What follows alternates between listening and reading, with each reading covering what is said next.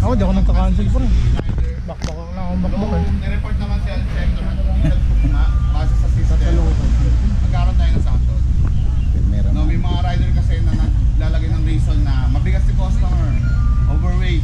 Pero pag sa system, hindi naman niya pinuntahan yung customer, kinancel niya lang. So yung mga ganung bagay, kailangan talaga natin puntahan yung pick up location. Sir, pag naka-manual ba, bababa ba yung completion rate namin? Guys, sa may about rate, acceptance rate, yun ang naging na-apektuhan yung Oo nga eh, bumaba din. account natin. Pag once na naka-manual accept tayo, ang bumababa dun is acceptance rate. So kung sakali man naka-manual tayo, though hindi naman bawal sa gamitin, pero pakibalanse yung paggamit. Sa 10 buwis na papasok sa inyo, kailangan dalawa lang dun yung nai-ignore nyo. Kung sakaling may lumalagpas, 4 na bookings na yung nai-ignore nyo, hindi pa kayo tumatanggap, asahan nyo, check nyo yung acceptance rate nyo, bumababa na. Huwag natin hahayaan sa isang araw bago tayo umuwi is mababa yung acceptance rate at completion rate natin. Kasi nag-deactivate o nagsususpend tayo ng account na laging mababa ang rate niya. Especially yung acceptance rate saka completion rate. Ang completion rate na-apektuhan doon pag basta cancellation tayo. Huwag naman kayo mag-alala kung sakaling may mga cancellations kayo ng araw na yon, completion rate nyo, pero reported naman kay movie or valid reasons naman yung pagka-cancel nyo, walang problema doon. Paano po yung cancellation by passenger? Meron din po sa record? Hindi, wala naman. Wala naman. No? Naapektuhan lang yun mismo yung account ni passenger kasi ilang nakalimutan ko pala yung offline. Tapos may pumasok na dalawa. Nag-cancel sa action. Minsan, mga customer Pero huwag mo ituto ba dyan sa mga? nababa na talaga. Pag lagi sila nagka-cancel sa mga rider. Masyado na kayo na. Ikaw naman. Mga biyahe ko. Pangalay lang ako.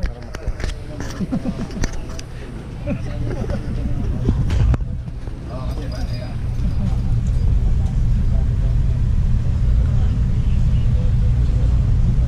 So guys, kung sakali may mga notes si customer na walang back, kaya kailangan na may bags. Oo, sir. Importante pa sa lagay mo bit makita niya na pumunta tayo sa pick up location. Kung sakaling i-cancel nyo, ilagay nyo na lang yung ino-show nyo siya, tapos ilagay sa description na namimili na may box. Makita naman yung support natin na may note sila. Even yung mga messages nyo, chat nyo kay customer na bubuksan naman yung support yun. Sir, pag nag-chat sila na kung walang box, tapos kinakancel nila agad. Wala po ba kayong box? Kasi may mag-cancel kahit hindi na kahit hindi nyo na Wala nang problema sa rate. wala nang problema. Pero wag lang kayo magbabanggit na paki-cancel na lang po. Kasi minsan yung mga customer naman na bupay kayo ito lang basta gusto lang sandalan. Yung putol ko, sinagalitan ko yung kasi nalaman ko. Kinacheck ko kasi yung transaction niya, nalaman ko may notes pala siya. So huwag ka mag-notice ka lang, lalo na pag walang valid reason. So kakancel ako talaga ng rider. So yung mga ganung bagay guys, importante mapunta muna natin sa customer. Ang kilometer ranges naman natin sa mga customer, 3 kilometers talaga. So magkakataon bilisan na lumalagpas sa 1 kilometer, 1.5 to 2 kilometers na ngayon ulit. Kasi nadadagdagan, dumadami na naman yung mga rider na nagka-cancel ng mga booking. Ang bato kasi natin guys ng bookings, once si customer nag-book, pag si rider na nag-cancel, tatalo lang sa ibang rider. Pero pag si customer, end of transaction, kailangan niya ulit mag-rebook. Ngayon guys, kung sakali si customer nakaka-access, naka-cancel yung booking niya, doon makikita ni customer na nabawas ng Gcash niya, pero it takes an hours or depende 3 to 5 hours bago i-balik ni Gcash yung payment niya. Pero hindi kinuha ni Move It doon kasi yung mga ibang customer akala nila pag nag-cancel sila sa rider, kaya ayaw nila pa-cancel kasi yung pinapa-cancel, akala kasi nila kukunin agad ni Move It yung yung cashless nila. Pero binabalik naman ng mga 3 to 5 hours ko ni Gcash. Bago mag-reply sa Gcash wala. Kasi may mga customer na nagtatanong sir nawawalan daw sila ng Pero binabalik na yung Move It yun. Ay, di Gcash pala.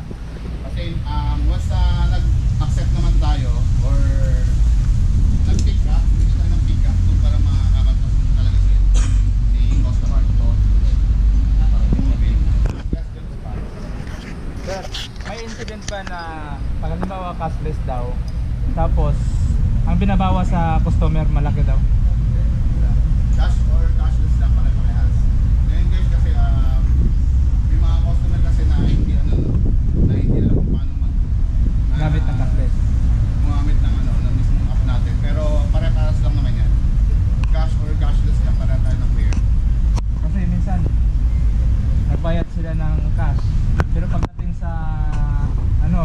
pwede Gcash na lang. Sabi ko, ma'am, bakit hindi mo ginamit yung cashless? So, nabanggit ko sir yung ganung issue, no? Pasok natin overcharging. May mga overcharge na rider sa atin, including doon sa may sinarapin kaya. Tapos sa cash payments customer terminal ba is magpapa-Gcash. So, may mga riders, siyempre, ang nangyayari, nagpapa-add sa Gcash payment kasi for encashment. No? So, si customer asahan mo, ano yan, papayag yan. Pero marami mga customer nagre-report sa mga rider na Amol.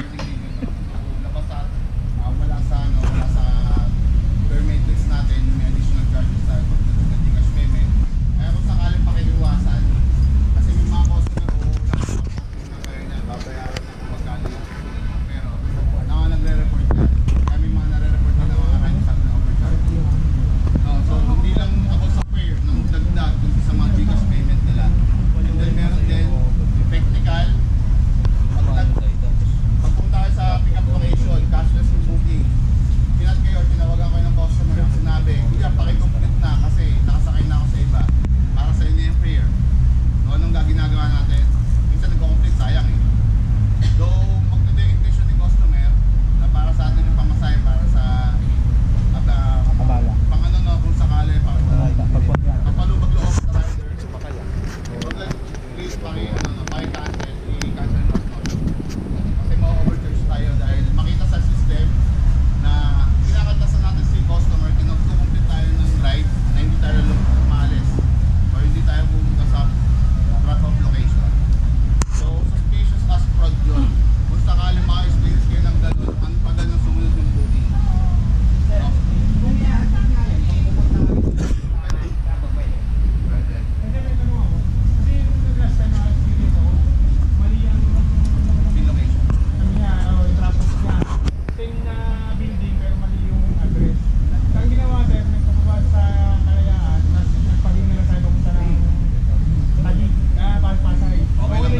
Okay lang din.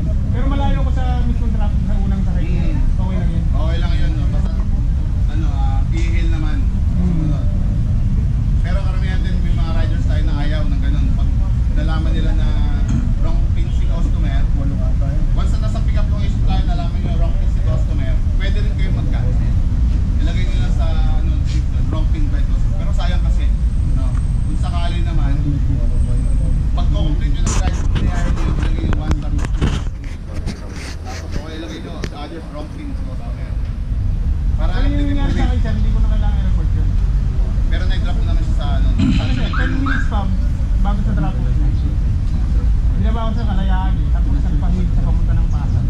Pero mo sa unang tinin niya. Oo, Ayun, nakomplete ko, pero 10 minutes ulit sa drop off. walang problema doon kung na-i-drop niyo sa akin sa action na wrong pin. Hindi na kailangan sa Hindi na. Tapos i-hail nyo na lang.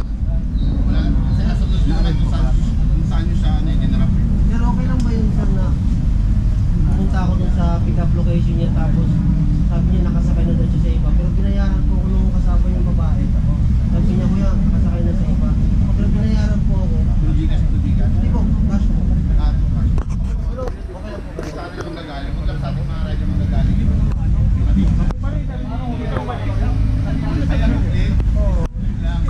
Pag mga ganun guys, pag na-complete nyo, i-refer sa center.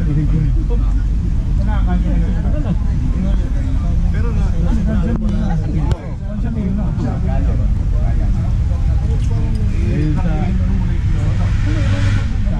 Hindi ko mag-pick up.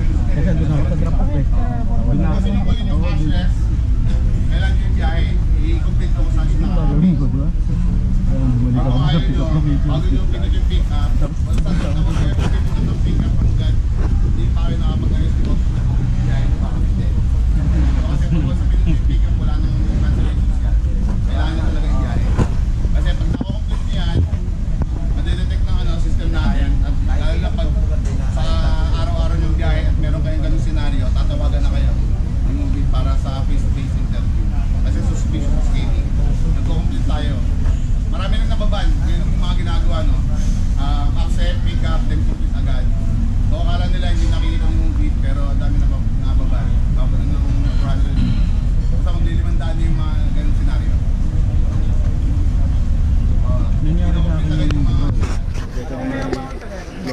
Pero pinapasukan ng dito.